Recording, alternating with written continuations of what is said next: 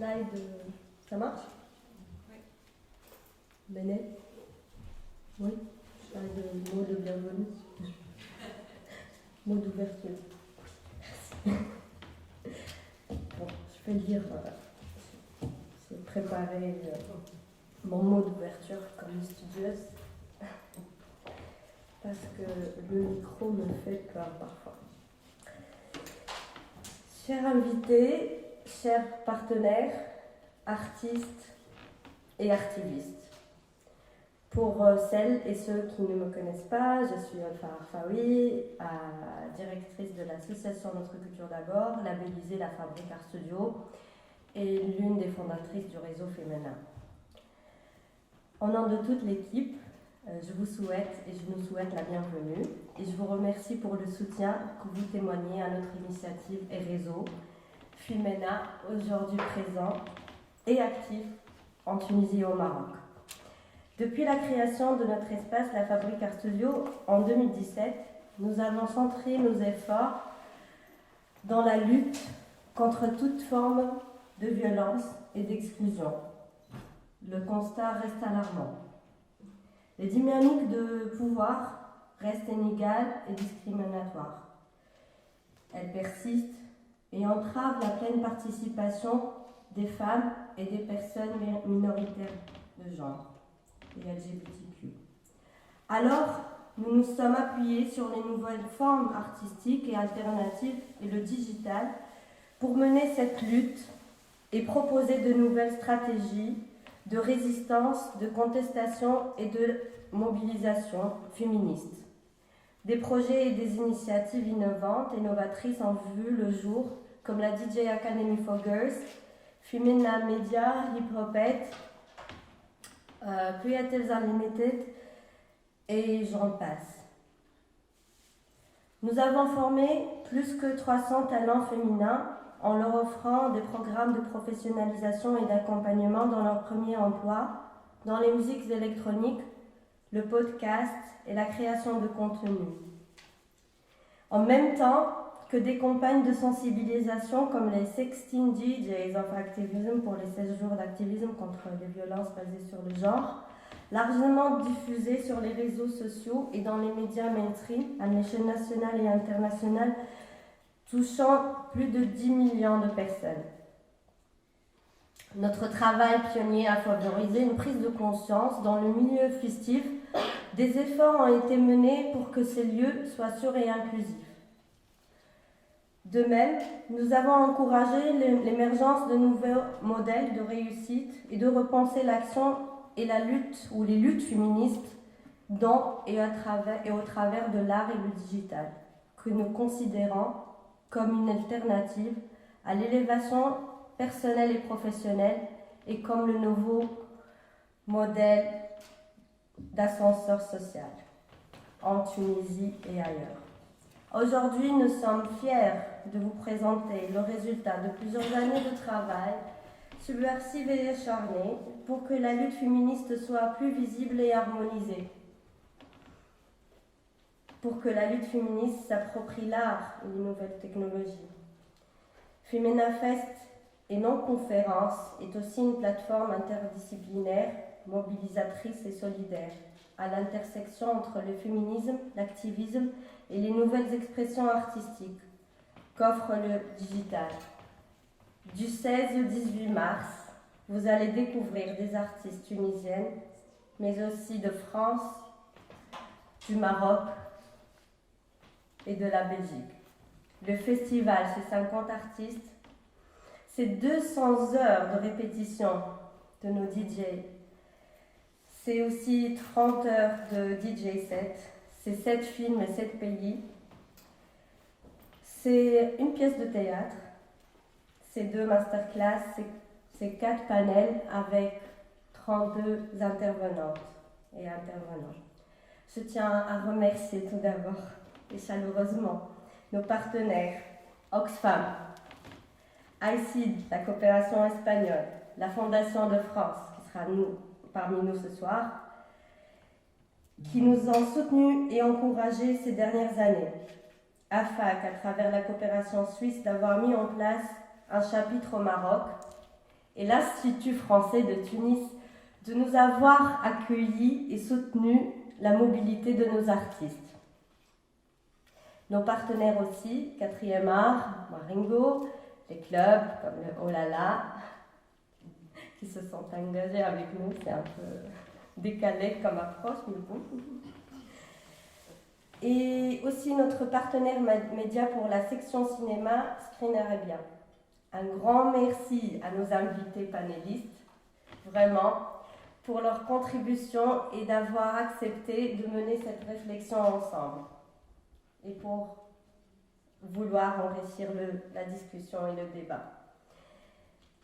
Enfin, je tiens à remercier l'équipe.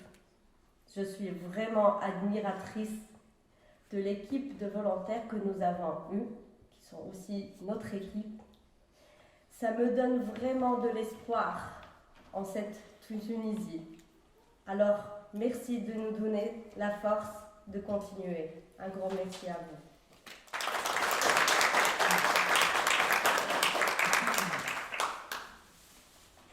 J'invite Amal.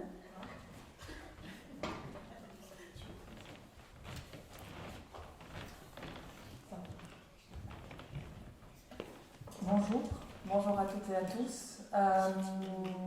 Je suis Amal Yaroubi, la coordinatrice des programmes genre Voix et leadership des femmes à Oxfam, Nord-Afrique. J'ai préparé un mot, mais je vais pas lire. Je laisse aussi la parole aux personnes qui sont dans la salle, aux militantes, activistes, féministes, que je remercie, que je suis fière et honorée d'être parmi vous aujourd'hui. Je remercie aussi toutes et tous, les invités, toute l'équipe de Notre Culture d'abord, la Fabrique Art Studio. Merci pour tous les efforts. Merci à nous toutes et tous de résister et d'être toujours là aux côtés de la cause féministe, à côté des femmes qui sont les plus marginalisées, toujours, et malheureusement. Oxfam tient aussi à remercier Notre Culture d'abord pour tous ses efforts à mettre en place et pour mettre en place aussi ce festival qui a pris beaucoup de vos efforts et on vous remercie pour votre engagement. Le projet Voix et Leadership, c'est juste pour mettre aussi dans le cadre notre appui au Festival Femina. Donc c'est dans le cadre du programme Voix et Leadership des femmes en Tunisie, appuyé par Affaires mondiales Canada et mis en œuvre par Oxfam. C'est un projet de 5 années. Je ne vais pas trop rentrer dans les détails, mais j'aimerais bien aussi souligner qu'aujourd'hui, l'artivisme, c'est une forme de résistance créative. C'est aussi pour passer et pour entendre et écouter la voix des femmes à travers l'art, à travers le digital. Donc on vous remercie pour votre existence. Le contexte politique et socio-économique en Tunisie nous empêche malheureusement d'avancer et d'avoir nos droits. C'est un droit qu'on ne voudrait jamais baisser les bras. Nous, en tant qu'organisation internationale, on est là pour appuyer les partenaires locaux. On n'est pas là pour être en avant, mais on n'existe qu'à travers les partenaires nationaux. Donc notre rôle aussi, c'est d'appuyer, c'est d'être derrière toutes les activités pour appuyer la défense des droits des femmes et la communauté LGBT. Donc aujourd'hui, nous sommes fiers d'être parmi vous et je ne vais pas aussi m'étaler trop, mais pour aussi donner un peu d'espoir, mais malheureusement, le contexte politique nous empêche d'avancer et je compte sur notre engagement, sur les militantes et militants, sur l'activisme durable, sur la voix des femmes qui sont toujours là pour dire non à la discrimination, pour dire non à la violence et à toute forme de violence. Merci à Notre Culture d'abord et aussi je profite pour remercier l'Association tunisienne des femmes démocrates qui est toujours là, une organisation historique qui milite depuis des années pour avoir aussi pour revendiquer et pour avoir nos droits aujourd'hui en tant que femme tunisienne. Merci pour vos efforts, merci d'être là et on a besoin de ces associations aujourd'hui en Tunisie pour continuer la lutte. Je vous souhaite que ce festival sera une source de motivation et d'inspiration. Bonne réussite et bon travail. Merci beaucoup.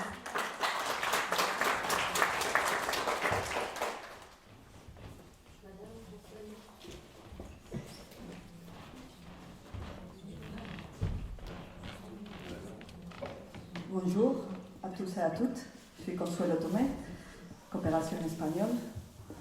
Je suis vraiment ravie d'être ici aujourd'hui et parce que je crois que ce festival, cette première édition, il parle des choses et que dans le contexte actuel, il mènera des actions, il mènera des questions, il mènera déjà une réflexion que je crois que c'est plus urgent que jamais. Déjà, je suis très contente qu'un festival, je vraiment remercie le pari qui a fait la Fabrique, un festival féministe, un festival qui déjà, il nous place ici. Il laisse voir qu'on existe comme femmes, qu'on a notre espace, qu'on bouge pour créer notre espace, qu'on danse pour occuper l'espace, qu'on occupe l'espace et on se connecte aux autres femmes, aux autres hommes qui accompagnent aussi cette lutte. On crée pour créer des autres référents, on crée pour inventer de nouvelles façons de dire ce qu'on ne peut pas dire. On crée aussi pour imaginer d'autres mondes. On utilise les technologies pour avancer sur l'égalité, utiliser et contourner les structures de pouvoir existants et exister comme femmes. Donc nous, comme Coopération espagnole, avec notre politique extérieure féministe et notre regard sur les pouvoirs que la culture il apporte aussi pour les luttes, pour la justice sociale, pour avancer dans le cadre des droits, on croit que c'est un outil extrêmement puissant pour dire autrement, pour inventer autrement et pour occuper et avoir une voix. Donc ces 3 jours sont une activité, sont une façon d'être ensemble, mais sera une façon d'occuper ensemble et de dire on continuera ensemble et on imaginera ensemble.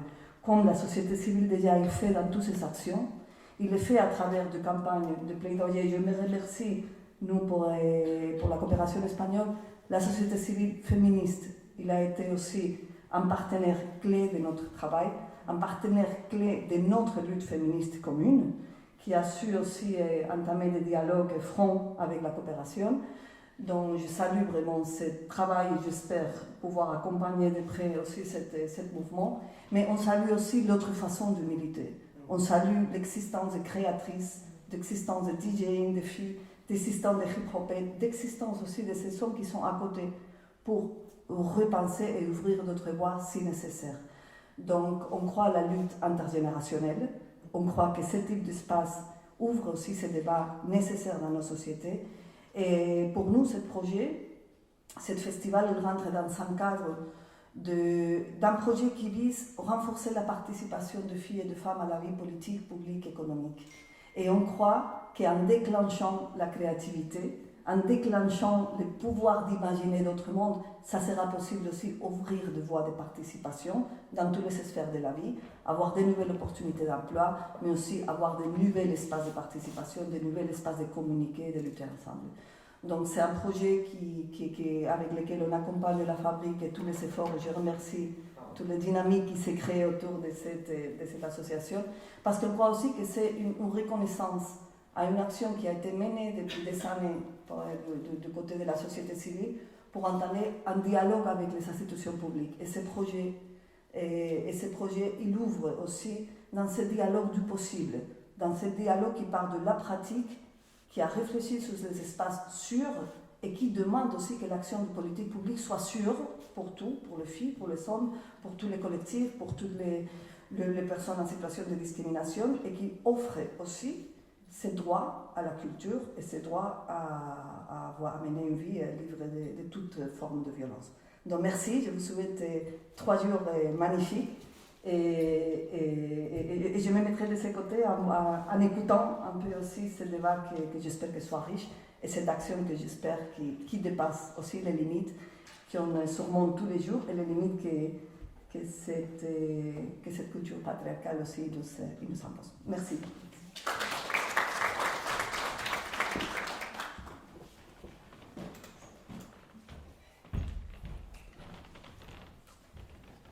Merci.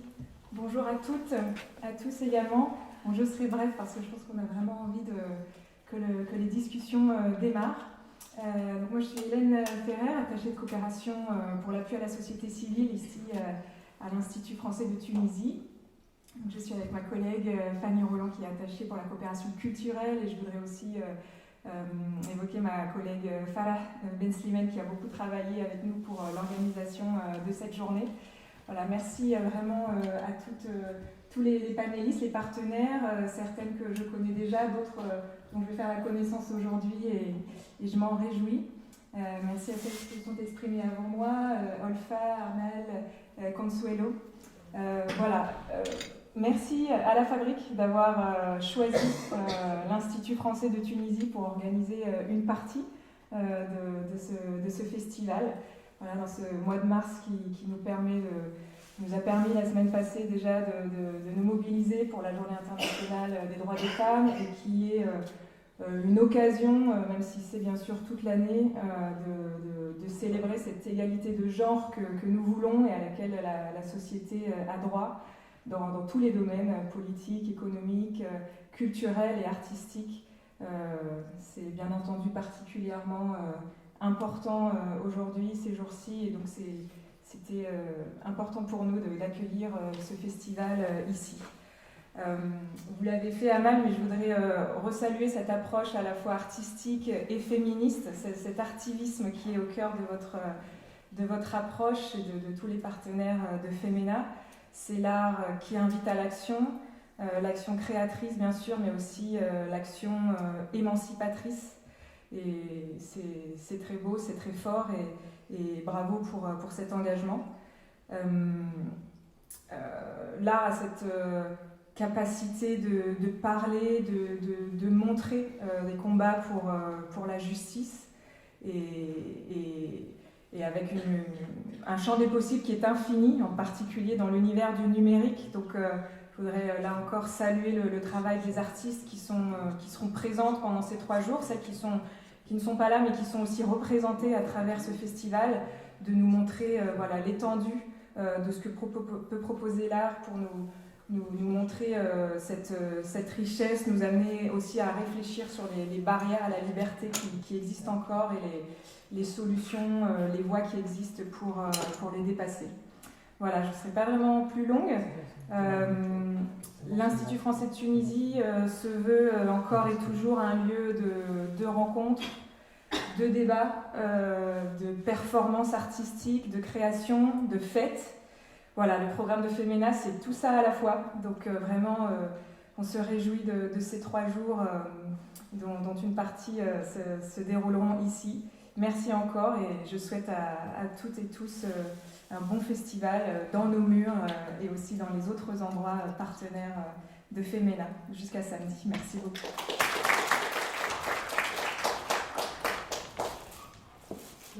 Merci Amal, merci Consuelo, merci Hélène. Je crois sans plus tarder, je donne la parole à Léa pour ce panel dont on vient de... Bonjour, merci pour Femina. Bonjour. C'est bon. Bonjour, merci à Femina. Je tiens à remercier Femina de m'avoir invité pour animer ce panel. Avant de commencer à présenter les intervenantes, je tiens, alors qu'on parle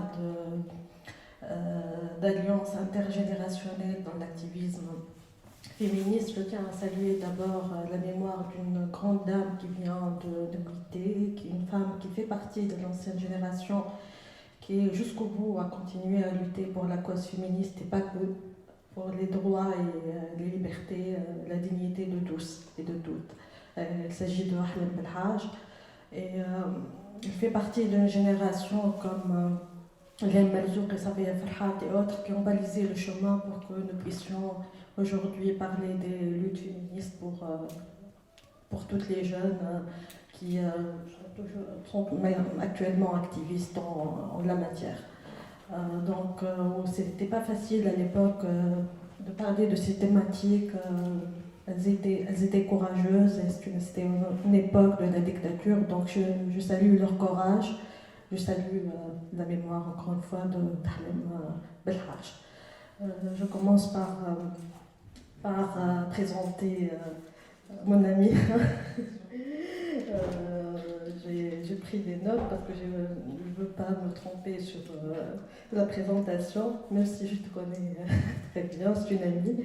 Halem Bsrouil, secrétaire générale de la TFD, coordinatrice du programme Hommes-Femmes pour l'égalité des genres avant.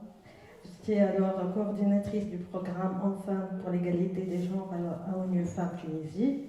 Vous avez travaillé sur les masculinités, l'intégration de l'approche genre et l'élimination des violences à l'égard des femmes. Vous êtes actuellement directrice. Non, plus maintenant.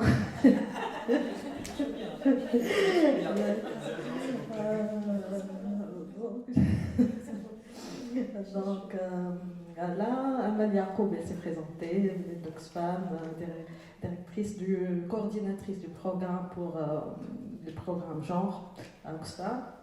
Madame Nabila Hamza, vous êtes sociologue, militante féministe et membre du bureau de la TFD. Vous êtes également présidente de la Fondation pour l'avenir. Vous étiez directrice exécutive du Centre des femmes arabes pour la formation et la recherche. Et Henda Chenewi, vous êtes fondatrice de l'école féministe Lina Benmahani. Vous êtes activiste dans plusieurs mouvements politiques et féministes. Et vous avez travaillé comme journaliste à Zouet, entre autres. Et vous êtes actuellement chercheuse en sociologie, spécialiste de la question genre. Salsabil Kelimi, vous êtes une jeune activiste et volontaire à Femina Fest. Vous êtes étudiante en relations internationales, c'est bien ça, et active dans la société civile, notamment dans le réseau Youth Peer et Youth Peer Tunisia et Team You. Donc, je vais commencer par Nabila Hamza. Vous faites partie de l'ancienne génération qui était les fondatrices qui ont lutté pour la cause féministe. Quels étaient à l'époque vos enjeux? Les enjeux autour de la question féministe à votre époque? Je ne sais pas si je prends le micro.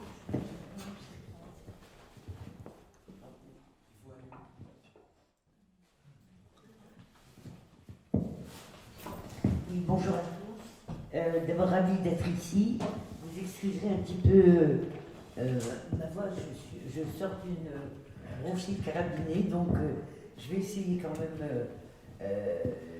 de répondre à vos questions. Je suis donc fondatrice de la TFD et je suis fondatrice de l'AFTURD. Les enjeux à l'époque ce qu'on appelle la deuxième vague du féminisme, en fait. Je crois qu'aujourd'hui, beaucoup de sociologues considèrent que nous sommes, en tout cas en Tunisie, à la quatrième vague. Dans d'autres pays, on en est à la troisième. Enfin, ça dépend évidemment de l'histoire du pays.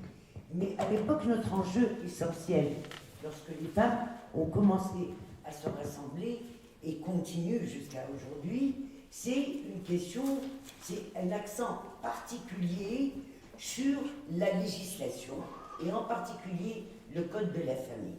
Donc le code de la famille constituait un enjeu très important dans la mesure où la famille, dans la mesure où le code de la famille constituait réellement un obstacle à l'avancée des femmes et était complètement anachronique et continue à l'être par rapport à la réalité des femmes tunisiennes. Donc la majorité, toute la première période et ça n'a pas cessé d'ailleurs, du militantisme et de l'activisme féministe était centré sur les droits et sur également le corps. Mais à l'époque, quand nous étions réunis les premières fois au club Tahar el-Hadé, la question qui se posait par rapport au corps était une question de droit reproductif, c'était une question d'accès à la sexualité, une question... Donc, aujourd'hui encore, la question du corps, on le verra tout à l'heure, peut-être que j'aurai l'occasion d'en parler, constitue un point focal et une ligne très importante dans les enjeux des nouvelles générations. Sauf que le rapport au corps et le rapport à la sexualité et les thématiques qui sont posées par la nouvelle génération ne sont pas les mêmes. Ce n'est pas l'accès à l'avortement, ce n'est pas l'accès à la sexualité, c'est plutôt refuter, disons, les paramètres de la sexualité tels que nous les avons, nous, développés pendant longtemps. C'est-à-dire refuter la binarité et l'identité sexuelle masculine, féminine. Aujourd'hui, le thème du corps, le thème de la sexualité, le thème et continue d'être important. Mais on ne parle plus de la sexualité, on parle des sexualités. On ne parle plus d'hommes et de femmes, en tout cas je parle des nouvelles générations, mais on parle plutôt des transidentités. On peut être femme, trans, queer, homo, hétéro, etc. Donc aujourd'hui, les thématiques par rapport aux droits continuent d'être d'actualité parce que le Code du statut personnel tunisien continue malheureusement d'être truffé de références islamiques. On continue à considérer que la dot, elle continue à être là. L'inégalité dans l'héritage est là. Le père est chef de famille, donc c'est encore... Ça, les choses n'ont pas beaucoup bougé d'ailleurs depuis Bourguiba.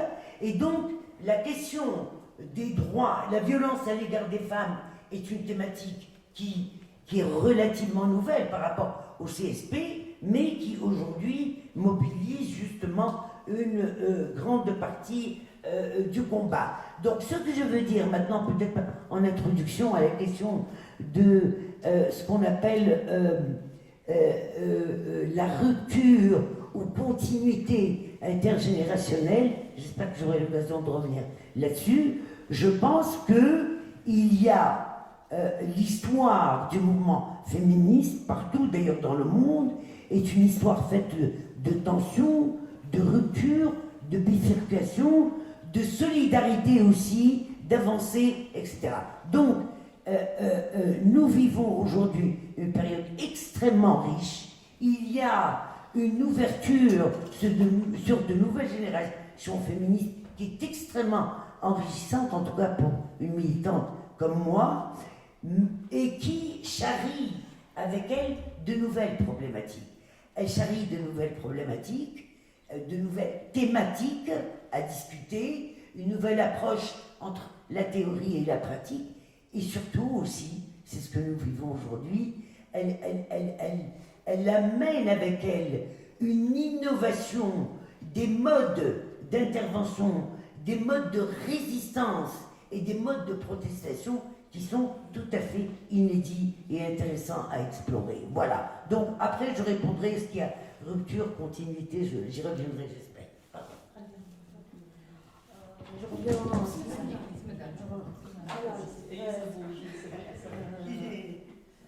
pour continuer sur cette même thématique liée aux actions à l'époque de la TFD, vous faites partie de la TFD, de la nouvelle génération. Madame Nabila Hamza a parlé des enjeux de son époque et on voit bien que la question du droit, par exemple, à l'avortement est toujours d'actualité. Je viens de faire un article qui revient sur l'état des lieux sur cette question et on voit bien qu'il y a un recul même concernant les droits à l'avortement on est loin de la liberté sexuelle, on est très loin.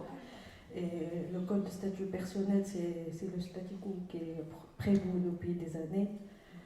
Vous, qu'est-ce que ça indique pour Merci Rihab. D'abord, je vais reprendre le meilleur portrait que j'ai eu dans ma vie. Il était fait par Rihab Hatway. C'est le seul et l'unique.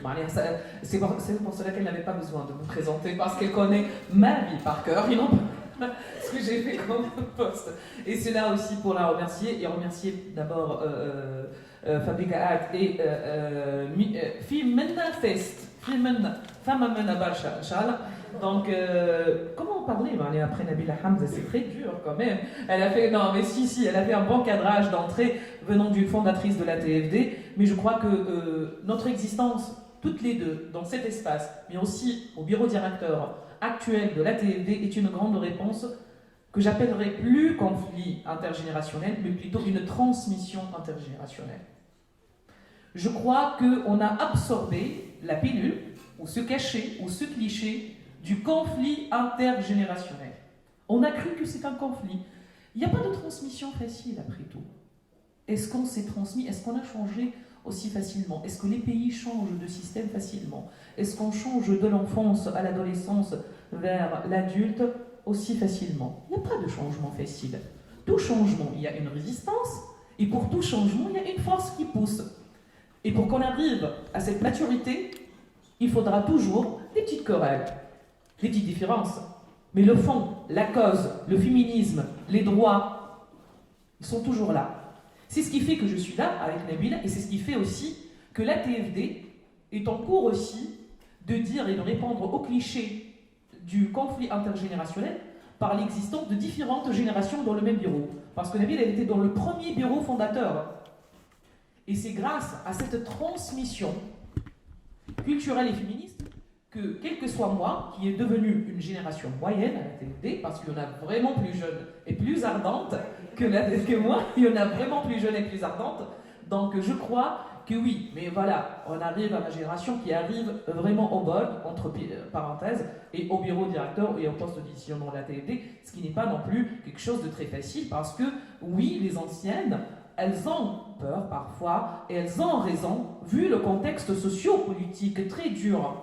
C'est pas par rejet, bien au contraire, elles sont, en tout cas pour moi et pour ma génération et pour plusieurs d'entre nous, elles sont dans la transmission, elles sont dans l'ouverture, elles sont vraiment dans la générosité, surtout au niveau des connaissances et des capacités et des compétences, et on est toujours dans la réflexion. Donc pour moi, je coupe, et je le dis, et c'est suite aussi à quelque chose que j'ai vu dans un autre mouvement féministe, que j'ai décidé de ne plus utiliser le terme conflit intergénérationnel, mais d'utiliser la transmission intergénérationnelle et la transmission féministe entre générations.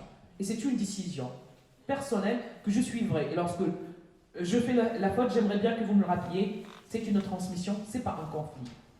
Ça, c'est le premier point. Et par rapport à la question que ma chère Rihab a posée, effectivement, je rejoins complètement Nabila lorsqu'il dit on est vraiment différent dans notre appréciation des droits.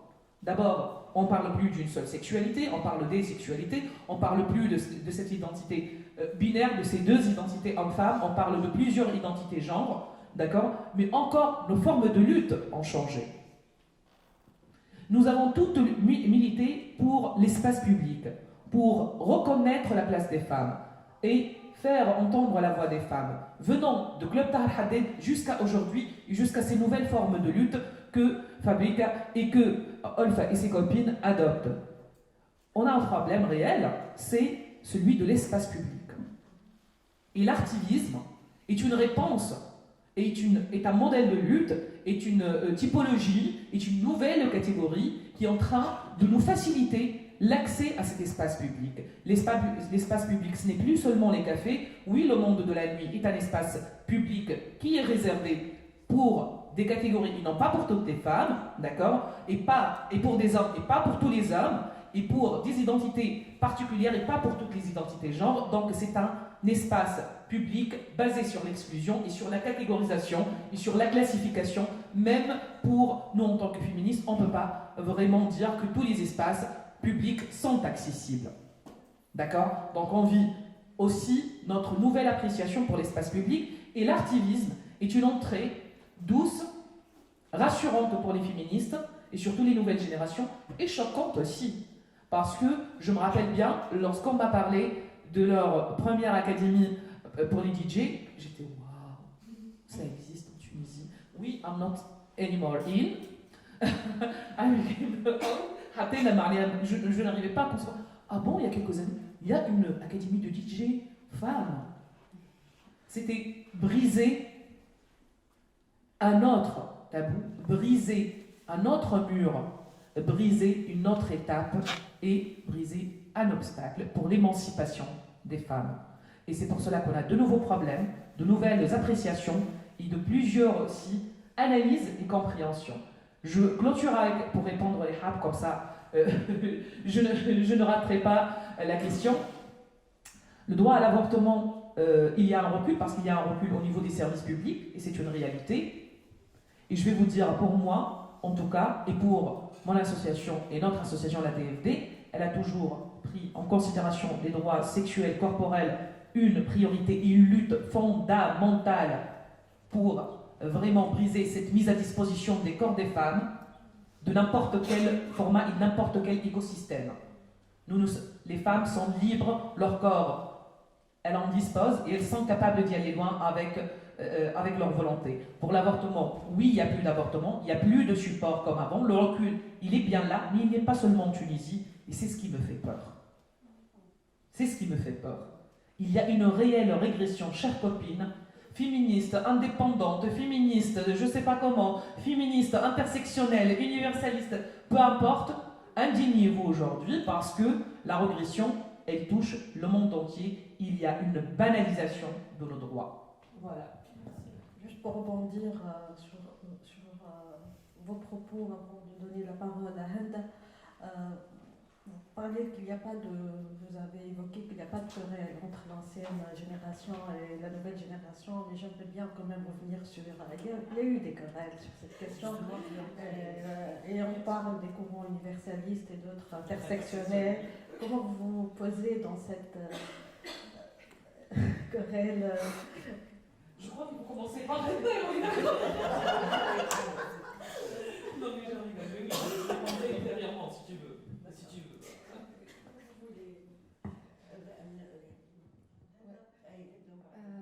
Le micro très bien. Et tout d'abord, en fait, merci pour l'invitation au Festival féminin. Bravo pour tout ce travail fait. Je suis de loin et de près parce que je connais des filles qui sont dans l'académie. Elles sont vraiment très contentes et très émerveillées par tout ce qu'elles sont en train d'apprendre. Et aussi, merci Ahlem pour le dernier point de résistance et d'indignation, parce qu'il y a 2 jours, en fait, le premier festival féministe Shoftuhona, on a vraiment effacé la dernière trace dans l'espace public et ça nous a indignés, ça nous a révolté beaucoup et ça se passe juste en face et aujourd'hui, malheureusement, on peine en fait à avoir nos résistances, nos actions dans l'espace public ou avoir une sorte de solidarité vraiment concrète par rapport à toute cette humiliation et toute cette violence en fait que nous sommes en train de subir. J'évoque Shoftuhona en fait parce que cette expérience qui a commencé de 2015 et qui marque en fait la concrétisation, disons, d'une pensée féministe, pas seulement jeune, je reviendrai sur la question d'intergénération entre féministes. Elle marque en fait une libération d'une parole féministe différente, artistique, engagée, enracinée en fait dans les nouvelles théories féministes intersectionnelles et queer. Et ça nous a permis en fait de vraiment construire cette conscience féministe nouvelle en Tunisie et de la montrer aussi, de la partager avec d'autres féministes et d'autres artistes, etc. Donc je salue d'ici en fait mes camarades et mes sœurs de Shoftuhona Je vous invite aussi à signer le communiqué qui circule maintenant sur les réseaux sociaux pour exprimer notre solidarité et colère à ce que Mouaz Mrabat et le gouvernement a décidé pour la fresque féministe. Je reviens sur la question qui est très importante. Et en fait, moi, quand j'ai commencé à être féministe et à avoir une conscience féministe, j'avais beaucoup de frustration par rapport aux structures en fait, féministes déjà existantes. C'est une frustration qui était mélangée par beaucoup de gratitude et aussi beaucoup de colère en fait, et d'incompréhension. Une gratitude parce que justement, Bouchra Belhaj Hamida, Ahlim Allah yarhamha, plein d'autres femmes en fait nous ont ouvert la porte en fait, hein, et elles ont mené en fait un combat qui reste en fait très important pour toutes les femmes en Tunisie. Mais la frustration vient du fait que ces structures en fait féministes n'étaient pas accessibles pour nous, n'étaient pas accessibles, n'étaient pas à l'écoute,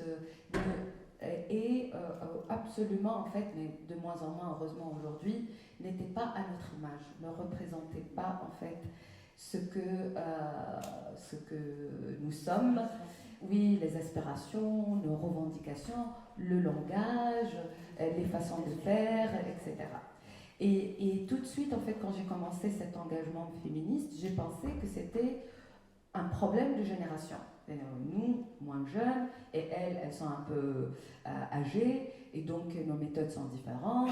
Je me rappelle très bien la première fois où je participais à une conférence avec Madame Séné Blanchoul, et on parlait de ça. Mais après, en fait, et après une mûre réflexion et plusieurs expériences, j'ai découvert que le conflit est un conflit de classe. Ce n'est pas du tout un conflit de génération, c'est un conflit de classe, c'est un conflit de privilèges, c'est un conflit de femmes qui sont privilégiées, et j'en fais partie, de femmes qui sont privilégiées et qui ont un privilège qui les empêche en fait d'être à l'écoute des moins avantagés et des plus discriminés. Ça va en fait de classe, ça va d'orientation sexuelle, ça va aussi d'emplacement géographique, ça va en fait de l'approchement de la prise de décision politique, et c'est ça en fait qui crée des tensions. Heureusement pour nous, les féministes en Tunisie, et heureusement ou malheureusement, parce que tout ce qui nous réunit ensemble et tout ce qui nous fait en sorte que nous restons, malgré toutes nos différences politiques solidaires, c'est la répression que nous subissons en fait à différentes manières, à différents niveaux, mais qui reste en fait le premier ennemi. Et à chaque fois qu'il y a des tensions qui montent,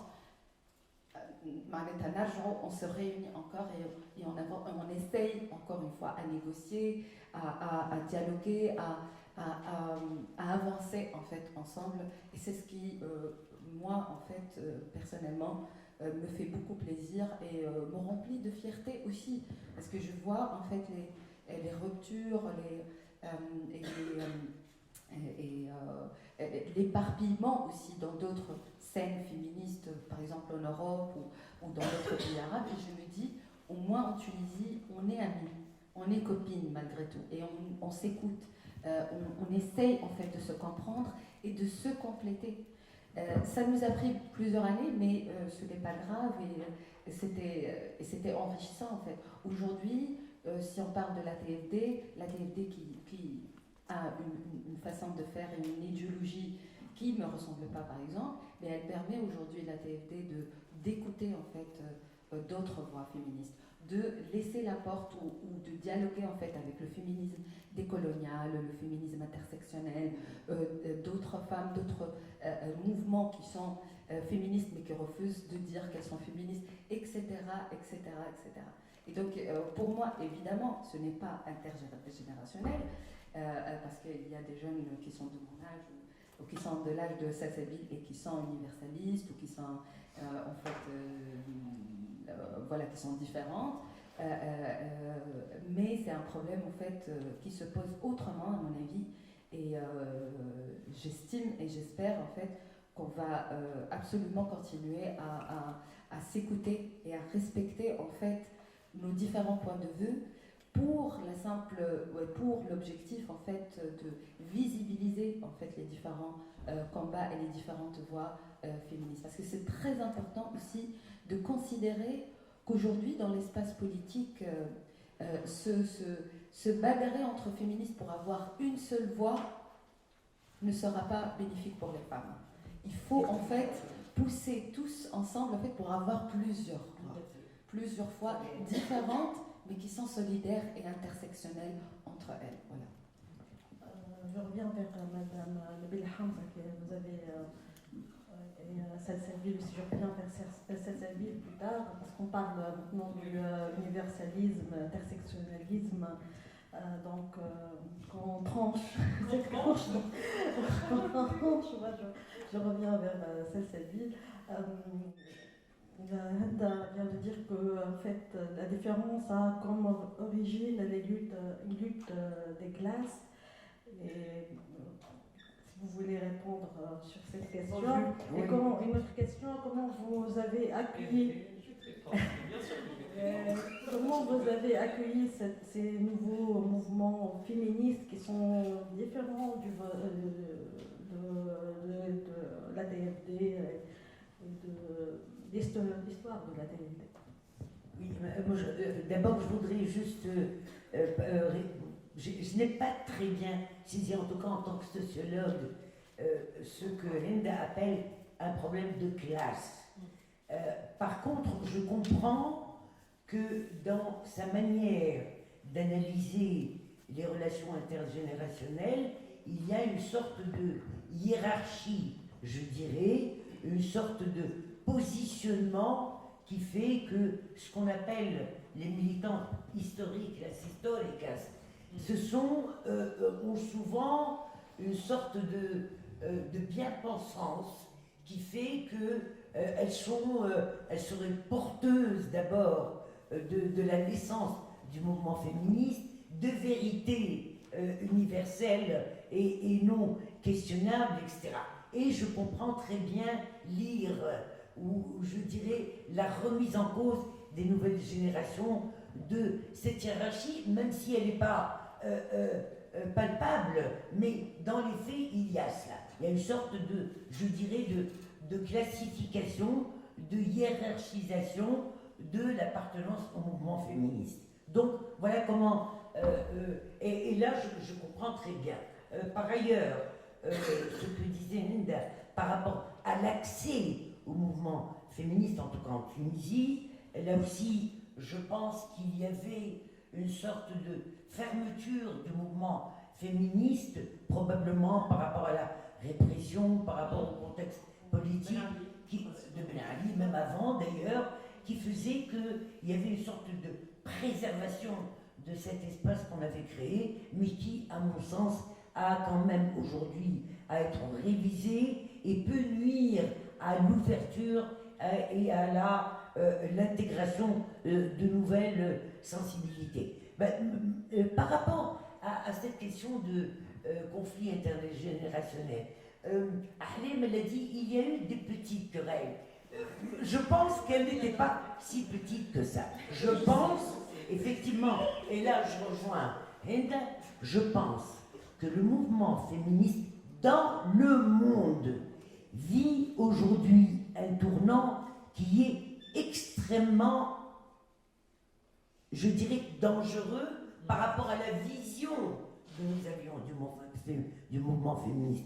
Aujourd'hui, le mouvement féministe en Europe, aux États-Unis et partout est remis en cause par ce qu'on appelle le transactivisme. C'est-à-dire, maintenant, la question du genre, qui avait été le combat des sociologues féministes, en tout cas, pour créer des chaires de genre dans les universités, etc. Moi-même, pendant des années, j'ai pas arrêté de faire des formations sur le genre, ceci, déterminé, non déterminé. Bon, aujourd'hui, ce qu'on appelle the cancel culture, la culture des cancel, c'est une culture qui remet en cause d'abord le paradigme même de genre et qui questionne le mouvement féministe. La Tunisie n'a pas échappé à cela. La question queer a été une question qui a failli vraiment, je ne dirais pas faire éclater, mais qui a été discutée très longuement et continue de nos jours au sein du mouvement féministe. Pourquoi? Parce que, pardon? Au sein du mouvement féministe. Oui, oui, j'ai dit au sein du mouvement féministe. Pourquoi? Parce que la question queer pose une série de problèmes, même si le mouvement féministe a toujours été extrêmement vigilant et militant pour la pluralité de l'orientation sexuelle. Bien avant la Révolution, la TFD a toujours soutenu les homosexuels, etc., dans des contextes extrêmes. Appel à l'abrogation de l'article 130, contre le test anal, etc. Seulement, aujourd'hui, il y a, après la Révolution, il y a 6 associations LGBTQ qui ont été créées. C'est un mouvement qui a le vent en poupe et qui, aux yeux de nombre de féministes en tout cas, peut menacer, je dirais, la cohésion du mouvement féministe. Nous, on est pour la sororité, pour l'universalité du patriarcat, pour des luttes communes. La question queer pose la question de l'intersectionnalité, elle pose la question des différences et des pluralités, et elle pose autre chose. Elle pose aussi des questions organisationnelles, c'est-à-dire comment faire lorsqu'il y a une demande d'adhésion d'un trans. Nous qui sommes pour la non-mixité. Donc, comment faire? Moi-même, aujourd'hui, je fais partie d'un front en Tunisie qui vient d'être créé. C'est un front féministe et féminin pour les droits des femmes, avec la Fondation Méditerranée, et toute la question de l'adhésion des trans pose problème. Je veux dire, vous dites, nous sommes un espace non mixte. Mais si l'identité est un véhicule, comment faire avec des demandes d'adhésion d'hommes qui se sentent femmes, par exemple? Donc, il y a toute une problématique qui est très importante. Il y a aussi la question de la mixité. Les jeunes aujourd'hui, très souvent, militent dans des espaces mixtes. Ils ont une solidarité avec des jeunes de leur âge qui partagent leurs valeurs, qui partagent leurs combats politiques et social. Et donc, la question de la non-mixité du mouvement, qui a été longtemps l'apanage des mouvements féministes, est aujourd'hui remise en cause. À l'époque, nous étions contre la mixité parce qu'il fallait entre nous, between us, c'est-à-dire il fallait développer une conscience féministe. Aujourd'hui, quand on descend dans la rue et quand on a fait la manifestation pour l'égalité de l'héritage de Beb Sadoun au Bardo, nous étions dans des espaces tout à fait mixtes. C'est-à-dire il y a de plus en plus une appropriation des problématiques féministes par nombre d'organisations mixtes, des syndicats, etc. Et donc la question de la non-mixité qui a été longtemps une sorte de protection du mouvement est aujourd'hui à l'ordre du jour. Voilà. Donc, pour moi, juste pour conclure en tout cas ce point, c'est qu'il y a eu conflit, il y a tension, donc il y a débat, mais c'est tout à fait intéressant, mais je pense que ce qui est intéressant, en tout cas dans le cas de la TFD, ce qui est intéressant, c'est que il y a un mouvement dans les deux sens, c'est-à-dire il y a de la part des anciennes comme moi une volonté d'être à l'écoute des nouvelles pour mieux comprendre les préoccupations et les intégrer et mieux les assimiler. Mais en même temps, il y a aussi, de la part des jeunes, une reconnaissance du militantisme des anciennes. C'est-à-dire, l'héritage féministe n'est pas renié, il est intégré, mais il s'exprime par des modes d'expression et des modalités d'action qui sont différentes. Donc je pense que je ne parlerai pas de rupture, je parlerai d'une conciliation et je parlerai d'un mouvement qui va dans les deux sens. C'est-à-dire un effort des anciennes pour mieux comprendre les préoccupations nouvelles et aussi de la part des jeunes une reconnaissance, une filiation. C'est-à-dire il y a un sentiment qu'on continue le combat. Donc je pense qu'aujourd'hui on est dans une phase d'apprentissage d'une construction commune. Une construction commune qui demande du temps et des avancées, un premier pas à mener et de l'autre aussi. Donc, on n'est pas dans une rupture, on est dans une sorte de conciliation et un nouvel apprentissage de la solidarité intergénérationnelle.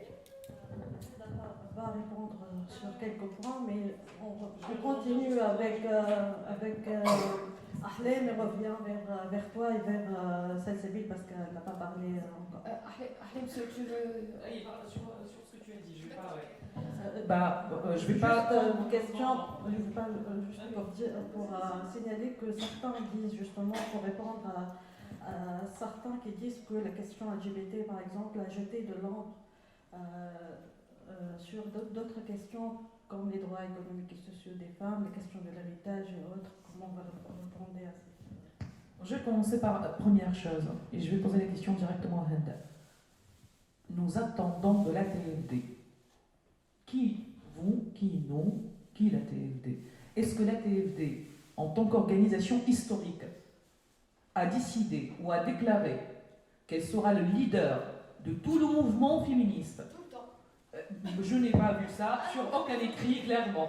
Mais ce sont des attentes. Et moi, j'ai apprécié que tu étais claire. J'ai toujours apprécié que tu étais claire en disant mes attentes de la TFD. Donc tout le mouvement féministe attend quelque chose de cette organisation. Tout le monde attend. Non, mais tu n'es pas la seule. Tu n'es pas la seule à dire j'attendais, je voulais. Moi, ma façon toujours était, c'est que j'apprécie que les gens attendent d'une association qu'elle change quelque chose. Parce que si les gens ont des attentes, c'est que cette association a une force qui ne vient pas seulement de ses adhérentes, mais qu'elle vient de toutes les attentes de toutes les femmes, même si qui ne sont pas inclus et qui ne sont pas membres. Et c'est ce que je sens. C'est que mes copines à l'époque, et moi-même, lorsque je n'étais pas adhérente à la TFD, j'avais des attentes de la TFD. J'avais des attentes et j'avais des frustrations. Et je crois, au moins de ma part, parce que je préfère le dire clairement, c'est que mes attentes, elles étaient lors de Ben Ali, et j'ai trop hésité en faisant des allers-retours pour rejoindre la TFD. Et la première fois où j'ai déposé une demande officielle, elle était en 2008. Et c'est grâce à des luttes des classes, et c'est grâce aussi à des écoles et différents mouvements intellectuels, politiques, dans le sens aussi idéologique au sein de la TFD, que j'ai pu rejoindre cette association lors du mandat de Ahlem Belhaj. Et je crois qu'on était plutôt dans une transmission. Ces attentes créent des frustrations certainement, mais je crois que la TFD ne pourra pas répondre à toutes les attentes de toutes les femmes, et c'est ce qui fait la richesse, et c'est pour cela que moi, en tout cas, je ne crois pas qu'elle est forcément dans le leadership. On est toutes dans le leadership, entre guillemets ce terme, je l'utilise avec beaucoup de réserve, et je crois que le mouvement, quel que soit féministe, universaliste ou intersectionnel, sont complémentaires, parce qu'au sein de la TFD, il y a effectivement les deux, et je crois que j'en fais partie des personnes qui sont plus intersectionnelles que autres, ou il y en a d'autres qui sont plus universalistes que d'autres, ainsi de suite. C'est moi ce qui me fait parfois peur par rapport à tout le mouvement féministe, et particulièrement en Tunisie, c'est qu'on essaie de caser tout. Parfois, il faut accepter notre fluidité et d'être tolérant avec celles qui ont fait face. Et c'est pour cela que, oui, Nabila, il y a beaucoup de gratitude, de reconnaissance à votre génération qui ont fait face à Ben Ali, parce qu'elles avaient peur de faire intégrer des personnes qu'elles ne connaissent pas, parce qu'elles avaient peur de se retrouver avec des personnes qui vont diluer complètement la lutte des droits des femmes pour d'autres raisons. C'est que cette association, elle vivait avec, pas une peur, mais une crainte de préserver cet espace, et là je rejoins Nabila, et qu'aujourd'hui, ces craintes, elles sont toujours existantes, parce que la situation politique change. Mais la politique générale d'adhésion, elle a complètement changé. La politique d'adhésion, elle a complètement changé. Ce qui a fait, et aussi la communication de la TNT a changé depuis plusieurs années. Elle est plus ouverte, je crois, et je te rejoins. Mais moi, je déteste être dans l'explication, mais il faut le dire. Je crois que Ben Ali a aussi mis une image des féministes à un certain moment dans les médias, qu'on les a intériorisées sans faire attention. Parce que moi, je le vois chez d'autres personnes, et ça n'a rien à voir avec Henda, là je réponds au large public. Il y a effectivement des images clichés des féministes qui sont athées, qui sont hystériques, qui sont d'une classe sociale bourgeoise, parce qu'il y a 3 jours, quelqu'un m'a répondu « Tu fais preuve que les féministes, et particulièrement la TNT, ne sont pas riches. Tu as un téléphone complètement cassé. » Ah bah oui, j'ai un téléphone cassé. Mais oui, j'ai entendu ça. C'est dur à entendre, ma chère Henda. Oui, mais voilà. Je sais, mais je tiens quand même à le dire, parce qu'il y a des clichés et qu'il faut aussi déconstruire ensemble ces clichés pour pouvoir avancer dans nos luttes. Je n'aurai pas le temps de répondre à la question LGBTQ++, et on reviendra, mais je crois que Nabila a déjà lancé le grand débat sur ça. Juste Renda, tu veux répondre? D'abord, peut-être en fait, ce que j'ai dit n'était pas très bien compris, Ahlim. Mais à mon avis, il faut vraiment qu'on soit transparente à un certain moment dans le discours et dans comment, surtout qu'il y a des jeunes ici qui n'étaient pas forcément présentes les 10 dernières années au moins, et dire en fait que la TFD n'était pas en train de parler au nom de toutes les féministes ou de toutes les femmes, et un peu erroné, et trop erroné à mon avis.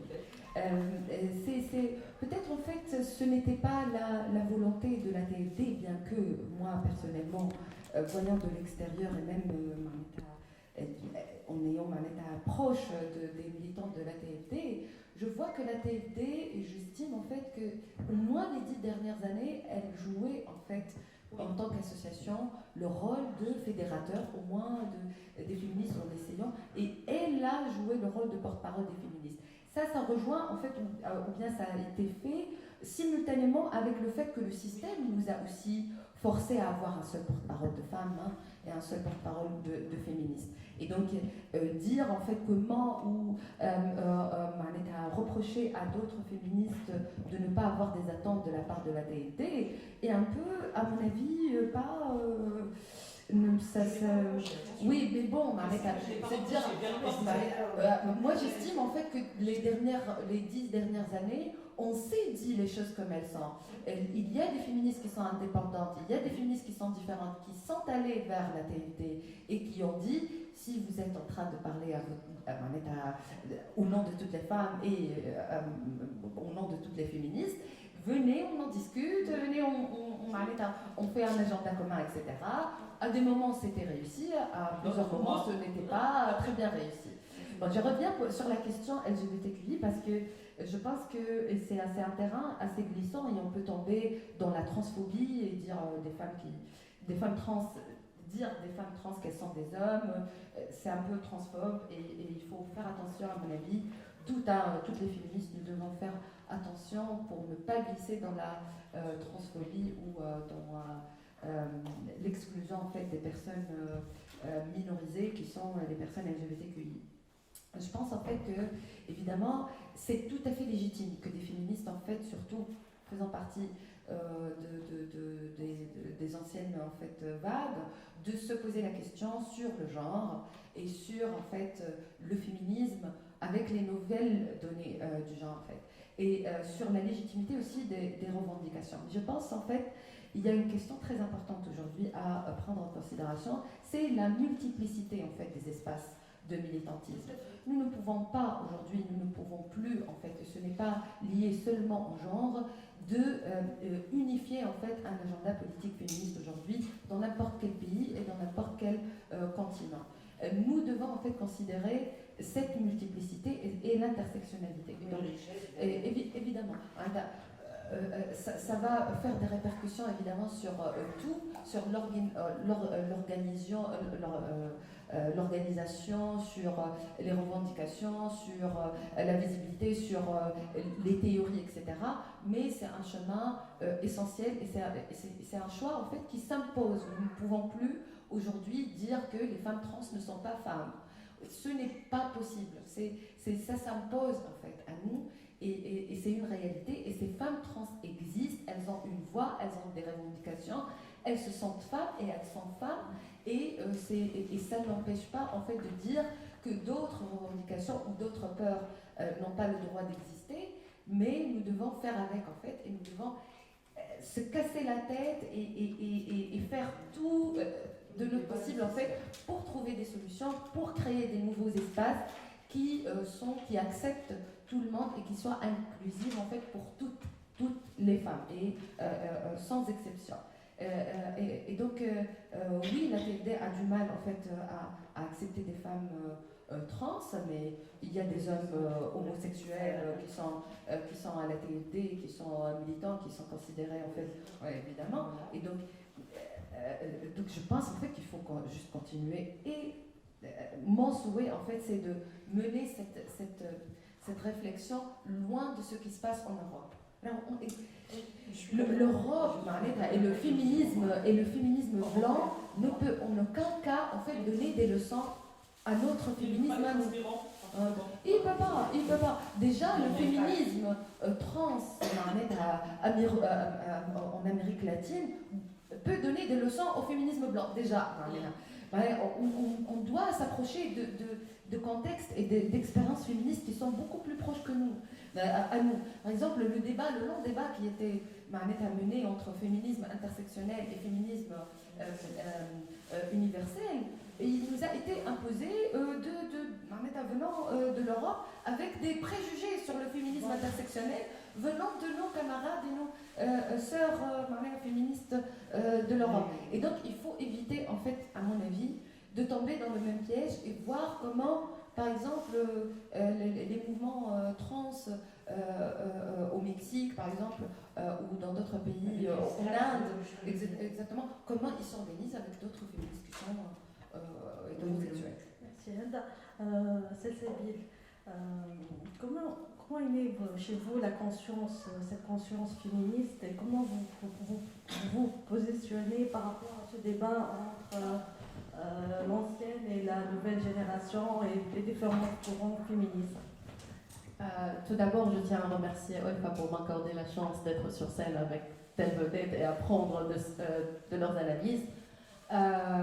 Pour moi, je crois qu'il n'y a pas de conflit intergénérationnel dans la défense des droits de la femme.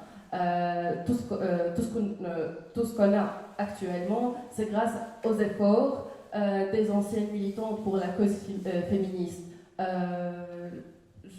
Pour moi, c'est pas la première fois que je fais partie d'un événement qui parle de féminisme. Je suis également alumne du Feminist Art Academy que Assoir Risset a lancé dernièrement en parallèle avec le festival écoféministe. Est-ce que vous pouvez, Elihab, préciser encore votre question? Je parlais de la conscience féministe. Comment est-ce que vous avez, qu'est-ce qui vous a inspiré, quelles sont les figures qui vous ont inspiré et dans ce débat-là, on ne peut pas être, peut-être on peut être intersectionnel, universaliste, mais il faut peut-être se positionner un peu, comment vous vous placez dans ce contexte-là. Pour ma situation, j'étais tellement privilégiée de grandir dans une famille qui croit aux droits de la femme, surtout ma mère. Aussi durant tout mon parcours éducatif, j'avais de la chance d'étudier dans des institutions où les professeurs font tout leur mieux pour cultiver les approches qui défendent les droits de la femme et les droits des minorités. C'est comment je me suis trouvée ultérieurement à la faculté impliquée dans la cause féministe, dans plusieurs associations. Mais dernièrement, je me suis concentrée sur l'approche genre et la sexualité dans sa totalité. Je milite avec le réseau AIPIR. C'est un réseau des éducateurs pairs sur les composants de l'éducation sexuelle complète. J'avais la chance d'animer des sessions de sensibilisation pour des jeunes dans des zones plus ou moins loin de la capitale, où ils n'ont pas l'accès à la formation. Et j'ai trouvé que le problème majeur dans plusieurs zones, même dans la capitale, où les individus ont tout l'accès à la formation, ils établissent encore une confusion gigantesque entre plusieurs termes, tels que le sexe et le genre. Lorsque j'ai dit pour la première fois que le genre est une construction sociale, c'était une sorte de choc pour le public. Ils avaient l'idée que le genre, c'est le même que le sexe, c'est femme et homme. Mais après des débats, après des rencontres avec des experts, ils ont commencé, je parle des jeunes de mon âge, qui ont eu la chance d'être partie de ces sessions de sensibilisation, ils commencent à accepter l'information. C'est ce que je vois le plus important, c'est être prêt à recevoir de l'information et ne pas faire un bloc lorsque quelqu'un essaie de t'expliquer quelque chose que tu n'as pas d'idée de quoi il s'agit. Je partage avec Hinda son opinion sur que le vrai conflit est une lutte de classe, parce que je vois que actuellement la défense des droits de la femme et la défense des droits de minorité est devenue une question d'élite. Seule l'élite a le relève de parler des droits de la femme, des droits de minorité, mais les individus communs, les citoyens, en quelque sorte, n'ont pas le droit d'en parler parce qu'ils n'ont pas le bagage qui leur permet de s'exprimer. De plus, la centralisation de l'information, la centralisation des mouvements ne fait que renforcer cette... De quoi il s'agit quand vous parlez de centralisation? La centralisation, c'est les mouvements des organisations, les événements qui parlent de ces questions sont toujours dans la capitale ou les grandes villes. Dans les régions internes, il s'agit toujours de mouvements éparpillés, voire rares. C'est pourquoi quand tu pars, quand tu rencontres des femmes de ces régions, tu vois que c'est le dernier de leurs intérêts de parler des droits de la femme, parce que ce n'est pas leur vrai problème. C'est pas leur priorité, vous voulez dire. C'est pas leur priorité, et je vois que ça n'a fait qu'augmenter les dégâts sur la société. On est actuellement témoin d'un taux terrible et dangereux de féminicide. Et c'est pourquoi je vois que le vrai problème, c'est pas un conflit intergénérationnel. Pour moi et pour plusieurs jeunes de mon âge, on est tellement reconnaissant aux efforts des anciennes militantes parce qu'ils nous ont préparé la base à laquelle on doit construire et même affiner ou innover d'autres méthodes de défense pour garder les droits qu'on a, parce que je vois qu'on est en train de discuter des droits acquis de la femme. On est vraiment en une régression. Donc c'est tout, c'est ce que je veux dire.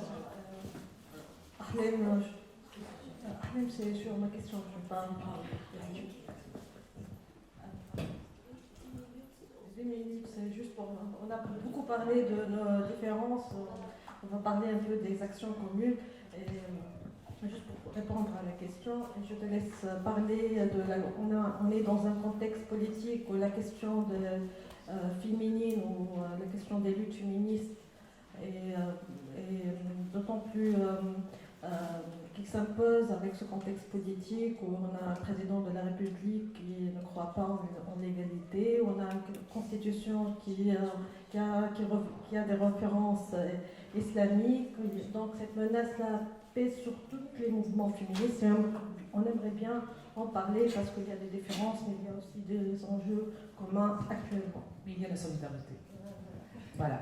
Moi, je crois que oui, tout à l'heure, et je rebondis, pourquoi? Parce que je crois qu'on est dans la continuité, parfois, même si on est parfois différente dans des choses, comment les voir, mais on est dans la continuité. Et je crois que Salsabil a répondu.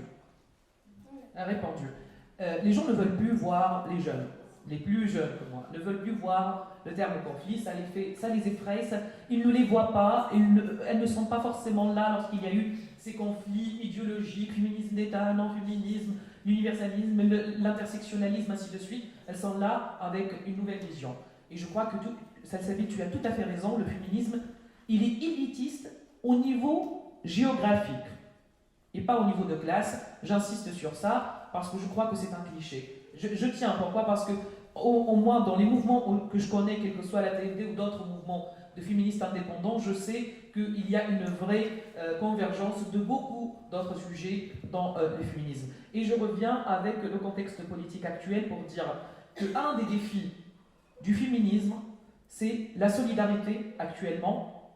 La répression nous rend plus solidaires, et ça, je crois que toutes les personnes qui sont au pouvoir, qui ont fait le passage au pouvoir, devraient comprendre que autant ils seront réprimants, autant ils seront durs par rapport aux droits humains, autant les féministes seront solidaires, quelle que soit leur appartenance idéologique, de classe, de background, elles seront là pour s'unir parce que la cause des droits des femmes, elle sera telle en avant. Et je dirais plutôt qu'aujourd'hui, si le président de la République ne croit pas à l'égalité, c'est pas grave, nous y croyons.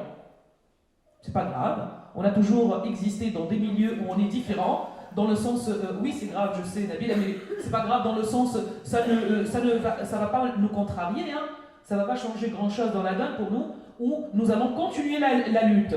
Elle sera différentes formes, bien évidemment, mais qu'un pouvoir exécutif croit ou ne croit pas à l'égalité, oui ça influence toute la société, mais pour les féministes, en mettant rien que mes lunettes féministes, je dirais que oui, ça ne changera rien parce que ma lutte continuera. Ma lutte continuera et c'est grâce à notre solidarité. Et là, je fais appel à toutes les associations féministes, à tous les mouvements du s'unir pour lancer non seulement les débats nécessaires au niveau intérieur, qui urgent effectivement et qui étaient soulevés par Nabila ou par d'autres copines, mais aussi qu'il faut construire une vision commune pour cette lutte. Parce qu'il y a des modalités de lutte et le Conseil des femmes que la TFD a lancé, au moins, il a mis une première, hein, il a voulu réunir le maximum possible, mais pas forcément tout le monde. On ne peut pas le faire, on ne croit pas qu'on est capable de le faire toute seule, mais c'est un pas en avant. Voilà. Quels sont, Nabila, on n'a plus beaucoup de temps, donc on va essayer de faire vite. Nabila, quelles sont vos actions actuellement, vos priorités dans ce contexte politique? Vous, la TFD, il y a une coalition où il y a vous, donc la TFD, il y a aussi une coalition où la TFD et le Front féministe, donc comment... D'ailleurs, c'est probablement un point qui nécessiterait une autre table ronde, parce que c'est vrai, même s'il y a des différences, d'abord, et là j'approuve tout à fait ce que disait Hend, aujourd'hui le paysage associatif en Tunisie a complètement changé. L'hégémonie de la TFD n'existe ni de la FUR, ni de la TFD, ni rien d'aucun autre. Donc, il n'y a plus d'hégémonie, il y a une pluralité de voix, et moi je trouve en cela une grande richesse. Donc, par contre, ce qui me paraît quand même intéressant dans le mouvement féministe mondial, mais notamment au niveau local, mondial, parce que je pense à la marche des femmes au niveau mondial, c'est qu'il y a des moments où tous les mouvements se retrouvent pour défendre des principes, pour défendre des luttes. La marche mondiale des femmes. Quand ici, nous sortons contre la dictature, contre l'autoritarisme, pour l'égalité dans l'héritage, on se retrouve à côté de Henda, probablement de Salsabil et de beaucoup d'autres. Donc ça c'est très intéressant. Le rapport du mouvement féministe aux luttes générales, à l'égalité salariale, à la justice climatique, à la justice sociale, sont des thématiques nouvelles qui unissent énormément hommes et femmes et qui unissent aussi les différentes sensibilités féministes aujourd'hui. Alors, quelles sont aujourd'hui les priorités? Je ne sais pas, bon, Ahlem a voulu un petit peu, elle a fait un petit euphémisme en disant ça n'est pas très grave. Et là, pour moi, c'est extrêmement grave. Aujourd'hui, c'est très grave. Nous vivons une régression comme nous n'avons jamais vécu. Je dis bien régression. On est revenu en arrière, on va perdre encore 10 ans, et pour le mouvement féministe, sincèrement, c'est quand même un moment extrêmement dur. Donc, lutter pour revenir à la parité verticale et horizontale, pour booster la présence des femmes dans le Parlement alors qu'on en est à 7%, pour booster les femmes dans les postes de décision. Ce n'est pas parce qu'on a une femme Premier ministre qu'on a avancé, on est en train de régresser. Donc, lutter pour les libertés individuelles, collectives, pour l'état de droit est une des priorités de la TFD parce que c'est elle qui peut garantir justement l'égalité entre les sexes. Parce qu'elle donne lieu justement à pouvoir préparer une agenda, et je pense que Ahlem a parlé justement de toutes les revendications qui aujourd'hui sont contenues dans le communiqué du Conseil des femmes. Voilà. Henda, quelles sont vos priorités à vous? Est-ce qu'il pourrait y avoir des points de convergence malgré les différences dans ce contexte-là? Évidemment, il y a des points de convergence et j'assure, bien sûr, il y aura toujours de solidarité, mais cette solidarité, elle n'est pas inconditionnelle. Elle ne doit pas. Parce que solidarité et sororité, c'est très bien, mais aussi, ça ne doit pas invisibiliser, en fait, les plus marginales et les plus démunis et les plus, éloignés de la prise de décision ou bien de la représentativité. Je pense que cette crise en fait politique et sociale que nous sommes en train de vivre aujourd'hui est une épreuve, mais aussi une chance en fait, une chance de chercher et de fouiller dans nos points forts et dans des nouvelles méthodes de militantisme politique et féministe. J'estime aujourd'hui en fait, comme il y a beaucoup cette peur ou bien cette ambiance générale en fait de répression et de peur, etc., elle invisibilise malheureusement les plusieurs en fait résistances que nous sommes en train de témoigner aujourd'hui dans tout le pays. Il y a encore de la résistance, il y a encore de l'espoir, il y a encore des jeunes et des femmes et des personnes en fait non binaires qui sont sur le terrain et qui sont en train de se battre tous les jours en fait pour leurs droits et pour le droit de tout le monde.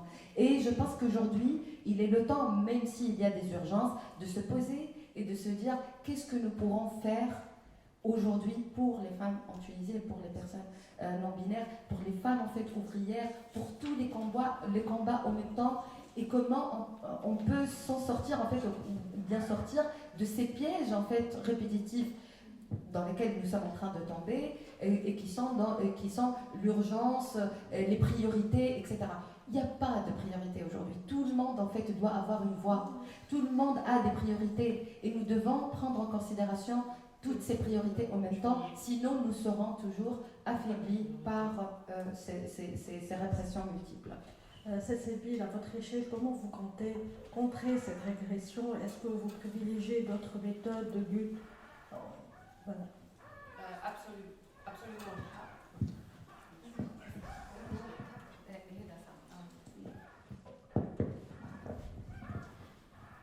Absolument, Alhab. Notre panel, c'est à propos de l'artivisme féministe. Je vois que actuellement, la défense ou parler des droits de la femme ou des minorités à travers les méthodes classiques, celles de plaidoyer, mobilisation de jeunes, écrire les policy papers, etc., ne sont ne sont pas aussi efficaces parce que le public a marre de tout ce qui est politique, surtout avec notre situation socio-économique. C'est pour cela que l'art se manifeste comme la méthode la plus efficace qui peut arriver au plus grand nombre de personnes et mobiliser beaucoup de jeunes sans faire un grand effort. Je parlerai de l'école de Lina Benveni. J'avais des amis qui ont participé aux ateliers d'écriture, aux ateliers de chant. Ils ont commencé à parler de ça avec leurs camarades dans nos rencontres ordinaires. Et j'ai vu le grand impact de ce qu'elles ont dit, parce que celles qui n'avaient pas la chance de s'inscrire à cette école ont commencé à demander comment peut-on faire pour y intégrer, comment peut-on utiliser nos talents dans la défense des droits, et j'en fais partie. Je fais de la musique, je chante, ça fait 2 semaines où j'ai demandé à Nebras de me dire comment faire pour intégrer l'école, la chorale Agiel, qui choisit même des chansons qui parlent des problèmes de la femme, des problèmes des minorités. Ils sont des chansons anciennes, même pas des chansons de notre génération. C'est là où je reviens d'insister sur qu'il n'y a pas de conflit intergénérationnel, mais une transmission, comme Madame Ahlem a dit, une continuité. Et je vois qu'il est temps d'accorder plus d'importance à l'art, parce que à ce moment, de nos jours, l'art est la méthode la plus efficace pour réaliser les objectifs de la défense des droits de la femme et des minorités, etc. Merci. Merci à toutes les intervenantes, merci pour votre apport qui a fait que ce débat a été très riche et très enrichissant. Merci. Merci beaucoup.